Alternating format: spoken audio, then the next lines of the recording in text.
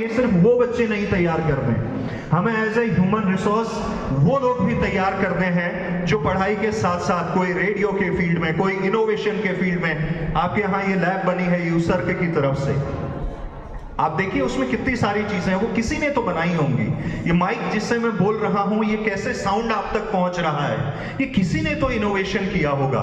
ये एलईडी आपके प्रधानाचार्य महोदय कह रहे थे हम इसमें लगाएंगे आपका बैनर, तो ये किसी के तो दिमाग की उपज होगी।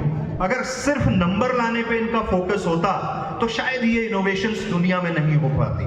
तो मैं आपसे कहता हूं बच्चों, हो सकता है कि आप में से कई बच्चे ऐसे होंगे जो 80-90% की रेस में होंगे, बहुत अच्छी बात है, वो बच्चे भी हमको चाहिए। लेकिन हमें वो बच्चे भी चाहिए जो आखिरी सीट में बैठते हैं और रोज होमवर्क नहीं कर लाने के रोज नए बहाने ढूंढते हैं। क्योंकि मुझे लगता है कि इस दुनिया में सबसे ज्यादा दिमाग का इस्तेमाल किसी का अगर होता है तो वो उन्हीं का होता है, क्योंकि उनको रोज एक नया बहाना ढूंढना होता है। तो वो अपने आप में एक बड़ा काम है। और वैसे भी जिस दौर में आप चल रहे हैं इंटरनेट के, यहां बैठी हुई पापा की परियां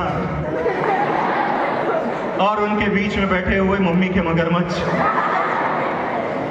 तो आपसे हमें बड़ी उम्मीदें हैं। और ये जो ओहो रेडियो की हिल यात्रा है सीजन 4, जिसको हम कह रहे हैं रजत से स्वर्ण की ओर, देखिए ये जो पिछले 25 वर्ष निकले हैं, ये हमारा हो सकता है बहुत कंट्रीब्यूशन उसमें ना हो, लेकिन इस राज्य को आगे ले जाने के लिए अगले 25 वर्ष जो हैं वो आपके सहयोग, आपके कंट्रीब्यूशन के बिना बिल्कुल भी आगे नहीं बढ़ सकता।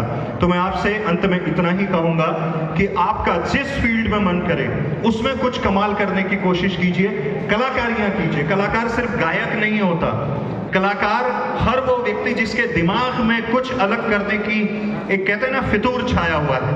आप अगर नदी में भी तैरने जा रहे हो तो खुद की स्विमिंग स्किल्स को इस लेवल पे लाइए कि अगली बार अगर राष्ट्रीय खेल और अगर नेशनल गेम्स या ओलंपिक या एशियाड हो रहे हो तो आप में से कोई बागेश्वर से एक बच्चा हो जो स्विमर के तौर पे बाहर निकले।